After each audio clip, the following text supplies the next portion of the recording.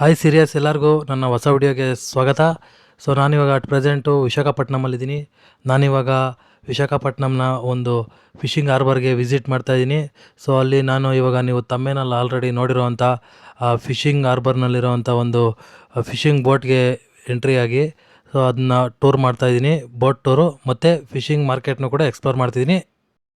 So ನಾವಿಲ್ಲಿ ನೋಡ್ಬೋದು ಎಷ್ಟಿದ್ದಾವೆ ಅಂತಂದರೆ ಲೆಕ್ಕನೇ ಹಾಕೋಕ್ಕಾಗಲ್ಲ, ಅಷ್ಟೊಂದು ಬೋಟ್ ಇದ್ದಾವೆ. ಮೀನು ಹಿಡಿಯೋಕೆ ಹೋಗಿ ಬಂದಿರೋ ನೋಡಿ, ಎಲ್ಲ ಮೀನುಗಳೆಲ್ಲ ತಂದು ಈ ಥರ ಬೇರೆ ಬೇರೆ ಮಾಡ್ತಿದ್ದಾರೆ. ನಾನಿವಾಗ ಒಂದು ಬೋಟ್ ಒಳಗಡೆ ಎಂಟ್ರಿ ಆಗ್ತಾಯಿದ್ದೀನಿ ನೋಡಿ. ಇದು ಫಿಶಿಂಗ್ ಎಲ್ಲ ಮುಗಿಸ್ಕೊಂಡು ಆಚೆ ತಕ್ಕೊತಾ ಇದ್ದಾರೆ ಮಾರ್ಕೆಟ್ ಕಳ್ಸೋದಕ್ಕೆ ಮೀನನ್ನು. ಸೊ ನಾನಿವತ್ತು ಈ ಒಂದು ಬೋಟ್ ಟೂರ್ನ ಮಾಡ್ತೀನಿ. ಸೊ ಇದರಲ್ಲಿ ಇವರು ಎಷ್ಟು ದಿನ ಹೋಗ್ತಾರೆ, ಎಲ್ಲೆಲ್ಲಿ ಹೋಗ್ತಾರೆ, ಮತ್ತು ಇವರು ಊಟಕ್ಕೆಲ್ಲ ಏನು ಮಾಡ್ಕೊತಾರೆ, ಅಡುಗೆ, ಮತ್ತು ಇವರು ಎಲ್ಲಿ ಮಲ್ಕೊತಾರೆ, ಇಂಜಿನ್ ರೂಮ್ ಹೇಗಿರುತ್ತೆ, ಮತ್ತು ಸಮುದ್ರದ ಮಧ್ಯದಲ್ಲಿ ಏನಾದರೂ ಸಮಸ್ಯೆ ಆದರೆ ಯಾವ ಥರ ಸರ್ವೈವ್ ಆಗ್ತಾರೆ, ಅದನ್ನೆಲ್ಲ ಎಕ್ಸ್ಪ್ಲೋರ್ ಮಾಡ್ತೀನಿ ಈ ವಿಡಿಯೋದಲ್ಲಿ. ಸೊ ಈ ಥರ ಇದೆ ಬೋಟು, ಯೆಲ್ಲೋ ಕಲರ್ ಇದೆ, ಎಲ್ಲ ಕಿಟಕಿ ಎಲ್ಲ ಇದೆ. ಸೊ ನಾನು ಫಸ್ಟ್ ಟೈಮ್ ಈ ಥರ ಬೋಟ್ ಹಾರ್ಬರಲ್ಲಿ ಬಂದು ಈ ಥರ ನೋಡ್ತಾ ಇರೋದೊಂದು ದೊಡ್ಡ ಬೋಟ್ನ, ಹಡಗನ್ನ. ಸೊ ಇದು ಬೋಟ್ ಅಂತಾರ ಶಿಪ್ ಅಂತಾರ ಗೊತ್ತಾಗ್ತಿಲ್ಲ. ಸೊ ಇಲ್ಲೆಲ್ಲ ಸೀಗಡಿ ಇಕ್ಕಿದ್ದಾರೆ ನೋಡಿ.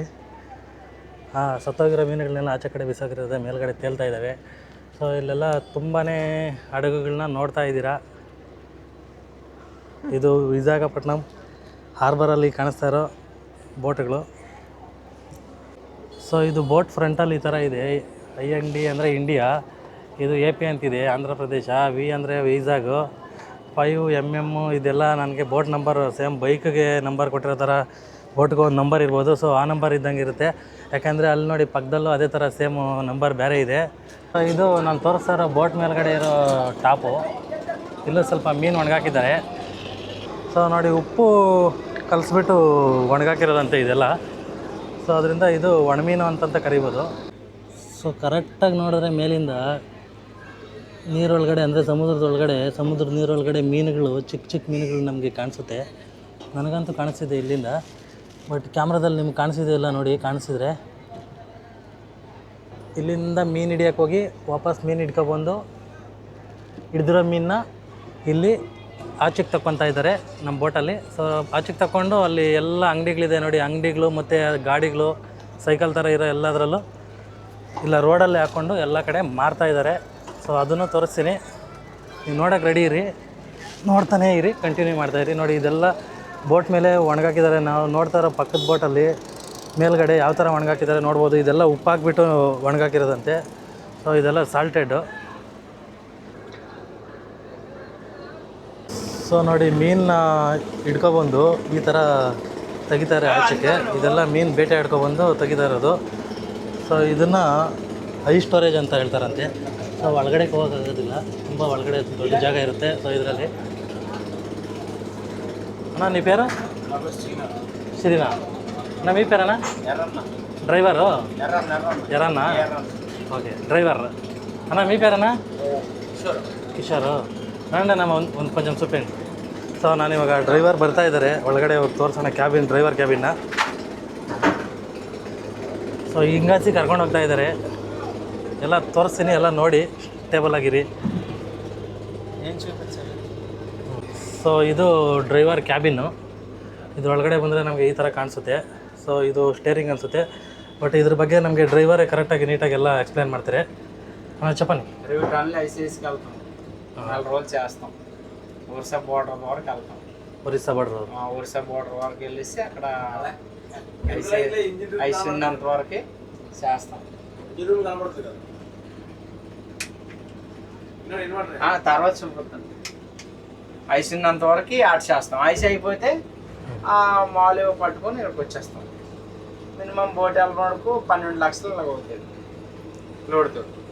ఆయిల్ 5 టన్నులు, 20 టన్నుల ఐసు, 50,000 రూపాయల రాసం, తినే ఫుడ్తో సహా అంతా.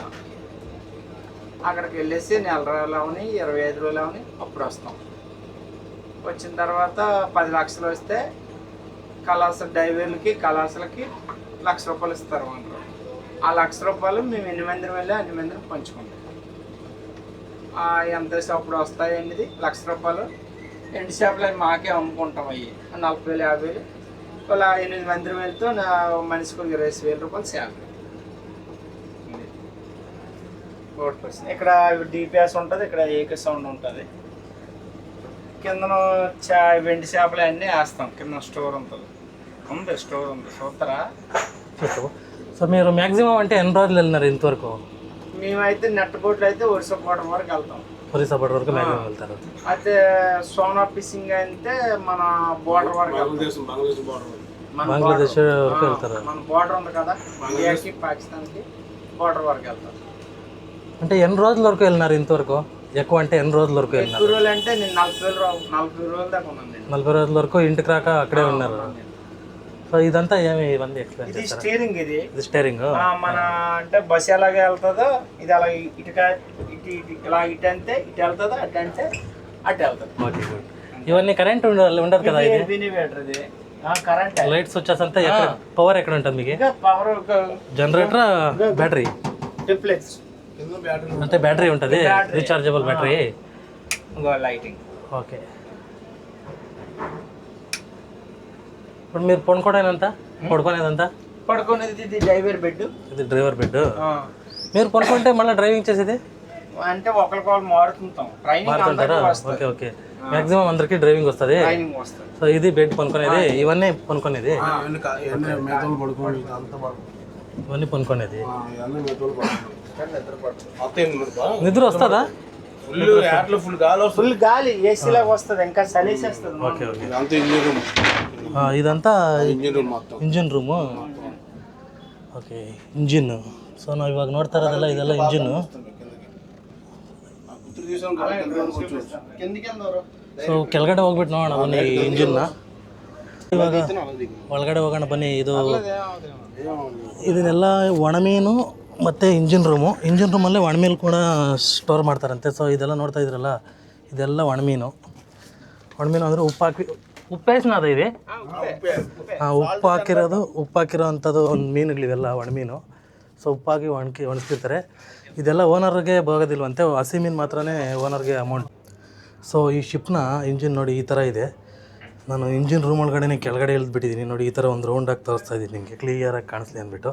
ಸೊ ಈ ಥರ ಇದೆ ನೋಡಿ ಇಂಜಿನ್ ರೂಮ್. ಇದು ಫುಲ್ ಸ್ಪೇಷಿಯಸ್ ಇದೆ, ಖಾಲಿಯಾಗಿದೆ ಆರಾಮಾಗಿ ನೋಡಿ. ಅಲ್ಲಿ ಮೇಲ್ಗಡೆ ಮತ್ತು ಅಲ್ಲಿ ಮಲಗೋ ಅಂಥದ್ದು ಜಾಗ. ಸೊ ಇದು ಇಂಜಿನ್ ಈ ಥರ ಇದೆ ನೋಡಿ, ದೊಡ್ಡದು ಜನರೇಟರ್ ಥರ ಇದೆ. ಸೊ ಇದು ಇಂಜಿನ್ ಬೆಲ್ಟ್ ಅಂತೆ, ಸೊ ಇದು ಇಂಜಿನ್ ಬೆಲ್ಟು. ಇದು ಬ್ಯಾಟ್ರಿ, ಇದರಿಂದನೇ ಮೇಲ್ಗಡೆ ಸ್ವಿಚ್ಗಳೆಲ್ಲ ನೋಡಿದ್ರಲ್ಲ, ಕರೆಂಟು, ಚಾರ್ಜಿಂಗು, ಪ್ರತಿಯೊಂದು ಕರೆಂಟು ಎಲ್ಲ ಈ ಥರ ಬ್ಯಾಟ್ರಿ ಇದೆ. ಸೊ ಬನ್ನಿ ಆಚೆ ಹೋಗೋಣ.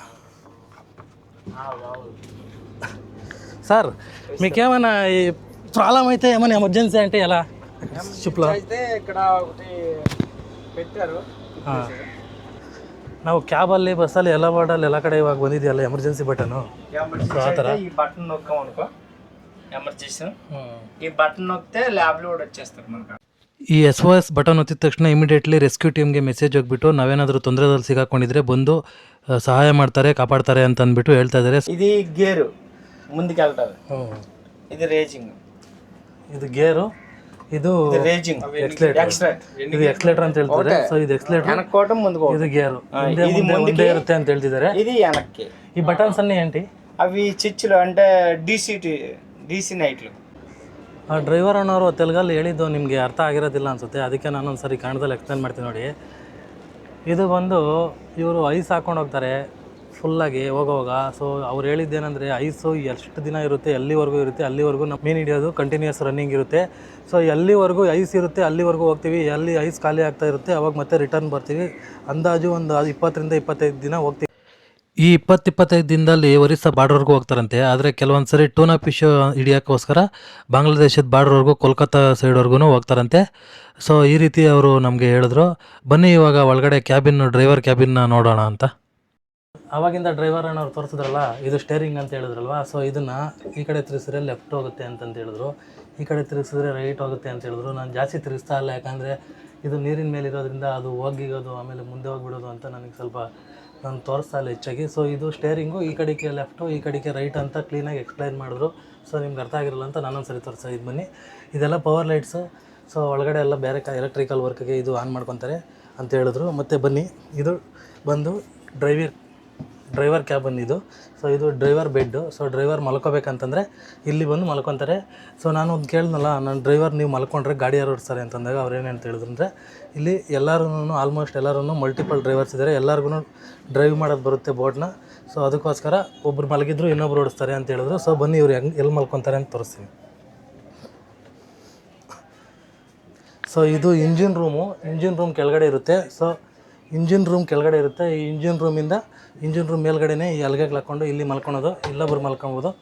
ಸೊ ನೋಡಿ, ಇಲ್ಲೊಬ್ರು ಮಲ್ಕೊಬೋದು, ಇಲ್ಲೆಲ್ಲ ಮಲ್ಕೊಬೋದು. ಇದೆಲ್ಲ ಬೆಡ್ರೂಮ್ ಥರ, ಅಂದರೆ ಮಲ್ಕೊಳೋ ಅಂಥ ಜಾಗ ಇದು. ಇಲ್ಲೆಲ್ಲ ಮಲ್ಕೊಬೋದು. ಕೆಳಗಡೆ ಇಂಜಿನ್ ರೂಮ್ ಇರುತ್ತೆ, ಮುಂದೆಗಡೆ ಡ್ರೈವರ್ ಕ್ಯಾಬನ್ನು, ಇದು driver bed. Option sir. So kitchen ತೋರಿಸೋಣ ಅಂತ ಬಂದೆ. ನೋಡಿ ಕಿಚನ್ ಇದು, ಈ ಶಿಪ್ಪಲ್ಲಿರೋದು ಕಿಚನ್ನು. ನೋಡಿ ಈ ಥರ ಇದೆ. ಇದು ಗ್ಯಾಸ್ ಕನೆಕ್ಷನ್ ಇದೆ. ನೋಡಿ ಇಲ್ಲಿ ಪೈಪ್ ಗ್ಯಾಸ್ ಇದೆ. ಕೆಳಗಡೆ ನೋಡಿದ್ವಲ್ಲ, ಮಿಷಿನ್ ರೂಮಲ್ಲಿ ನೋಡಿದ್ವಲ್ಲ ಇಂಜಿನ್ ರೂಮಲ್ಲಿ, ಅದು ಗ್ಯಾಸ್ ಕನೆಕ್ಷನ್ ಇಲ್ಲಿಗೆ ಬಂದಿದೆ. ಸೊ ಇದು ಕಿಚನ್ನು. ನೋಡಿ ಇಲ್ಲಿ ಮಿಕ್ಸಿ ಈ ಥರ ಇದೆ. ನೋಡಿ ನ್ಯಾಚುರಲ್ ಕಲ್ಲಲ್ಲಿ ರುಬ್ಕೊಳ್ಳೋಂಥ ಮಿಕ್ಸಿ. ಇದು ಟೀ ಗ್ಲಾಸ್ ನೋಡಿ ಈ ಥರ ಕಟ್ಟಿದ್ದಾರೆ. ಸೊ ಈ ಕಡೆ ನಾವು ನೋಡಿದ್ರೆ ಸೌಟುಗಳು ಮತ್ತು ಇದು ಬೋಂಡ ತೆಲ್ಸೋದು ಆ ಥರದ್ದೆಲ್ಲ ಇದು, ಮತ್ತು ಚಪಾತಿ ರೊಟ್ಟಿದೆಲ್ಲ ಇದೆಲ್ಲ ಇದೆ. ನೋಡಿ ಇಲ್ಲಿ ಒಂದು ಚಿಕ್ಕ ಲೈಟ್ ಇದೆ, ಅದು ಕನೆಕ್ಷನ್ ಇದೆಯಾ ಇಲ್ವೋ ಸರಿ ಇದೆಯಲ್ಲ ಗೊತ್ತಿಲ್ಲ. ಬಟ್ ಇದು ಕಿಚನ್ ಅಂದರೆ ತುಂಬ ಚಿಕ್ಕದಾಗಿದೆ.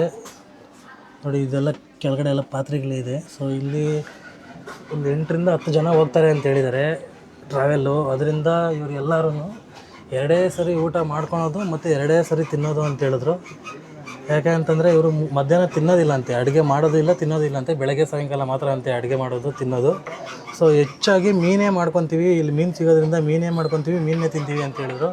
ಸೊ ಇದೆಲ್ಲ ನಾವು ನೋಡ್ದಂಗೆ ಇಲ್ಲೆಲ್ಲ ಉಪ್ಪು ಖಾರ ಅದಕ್ಕೇನೇನು ಬೇಕು ಎಲ್ಲ, ಟೀ ಪುಡಿ ಕಾಫಿ ಪುಡಿ ಸಕ್ಕರೆ ಬಾಕ್ಸ್ಗಳು, ಎಣ್ಣೆ ಆಯಿಲು, ಇವೆಲ್ಲ ಹಾಲಿನ ಪ್ಯಾಕೆಟು ಎಲ್ಲ ಇಲ್ಲಿ ನೋಡ್ಬೋದು. ನೋಡಿ ಇದೆ, ಇಲ್ಲಿ ಕುತ್ಕೊಳೋದು, ಈ ಜಾಗದಲ್ಲಿ ಕುತ್ಕೊಳೋದು, ಅಲ್ಲಿ ಅಡುಗೆ ಮಾಡೋದು. చిక్కదు కిచెన్ ఉంటున్నాయి ఇప్పుడు ఎన్ని రోజులు పెయింట్ ఇప్పుడు 12 రోజులు బాగా చిక్కినాయా బాగా చిక్కినాయా తక్కువ ఎందుకు ఇప్పుడు తక్కువ అని ఏట్లేదు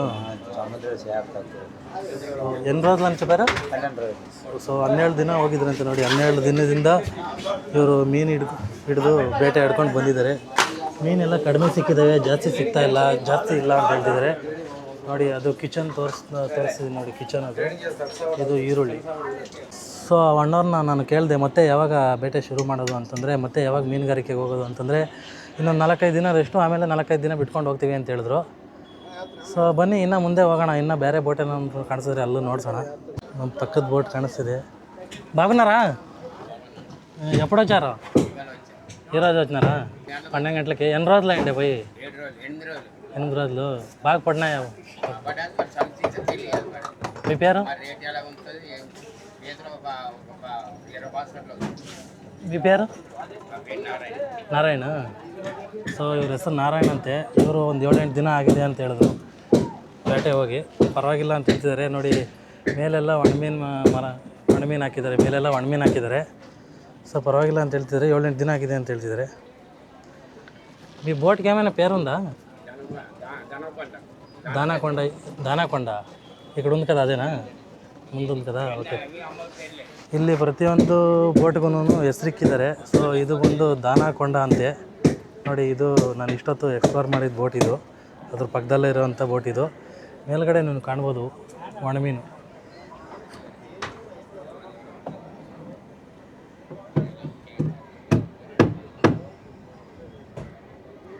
అన్న ఇక్కడ అన్ని బోట్లకి ఒక పేరు ఉంటుంది అంట కదా మీ బోట్ పేరు ఏమంటారా బోట్ పేరు అంటే కనమహాలక్ష్మి పిలుస్తారు కనమహాలక్ష్మి తల్లి అని పిలుస్తారు కన్న మహాలక్ష్మి కనకమహాలక్ష్మి తల్లి ಕನಕ ಮಹಾಲಕ್ಷ್ಮಿ ತಲ್ಲಿ ಸೊ ಈ ಬೋಟಿನ ಹೆಸರು ಇಷ್ಟೊತ್ತು ನಾನು ತೋರಿಸಿದ್ನಲ್ಲ ಈ ಬೋಟಿನ ಹೆಸರು ಕನಕ ಮಹಾಲಕ್ಷ್ಮಿ ನೋಡಿ ಇವಾಗ ನೋಡ್ಸೋದಲ್ಲ ಬೋಟಿಂದ ತೆಗ್ದಿರೋಂಥ ಫಿಶ್ಶು ಇದು ರಿಬ್ಬನ್ ಫಿಶ್ ಅಂತ ಕರೀತಾರಂತೆ ಇದು 600-700 ರೂಪಾಯಿ ಒಂದು ಕೆಜಿಗೆ ಹೋಗುತ್ತಂತೆ ಇಷ್ಟೊತ್ತು ವೀಡಿಯೋ ಮಾಡಿ ಎಕ್ಸ್ಪ್ಲೋರ್ ಮಾಡಿದ್ದು ಇದೇ ಒಂದು ಬೋಟಲ್ಲಿ ಅಲ್ಲಿ ಅದರೊಳಗಡೆ ಇರೋರೆಲ್ಲ ನನಗೆ ತುಂಬ ಫ್ರೆಂಡ್ಲಿಯಾಗಿ ನನಗೆ ರೆಸ್ಪಾನ್ಸ್ ಮಾಡಿದ್ರು ನಾನು ಕೇಳಿದ್ದಕ್ಕೆಲ್ಲ ಆನ್ಸರ್ ಮಾಡಿದ್ರು ಸೊ ತುಂಬ ಖುಷಿ ಆಯಿತು ಸೊ ಅದಕ್ಕೋಸ್ಕರ ಅವ್ರಿಗೆ ನಮ್ಮ ಮನಸ್ಪೂರ್ವಕವಾಗಿ ಒಂದು ಥ್ಯಾಂಕ್ಸ್ ಹೇಳ್ತಾ ಸೊ ಪೂರ್ತಿ ವೀಡಿಯೋ ನೋಡಿದ್ದಕ್ಕಾಗಿ ತುಂಬ ಧನ್ಯವಾದಗಳು ನಿಮಗೂ ಸಹ ಮತ್ತೆ ಸಿಗೋಣ ಮುಂದಿನ ವೀಡಿಯೋದಲ್ಲಿ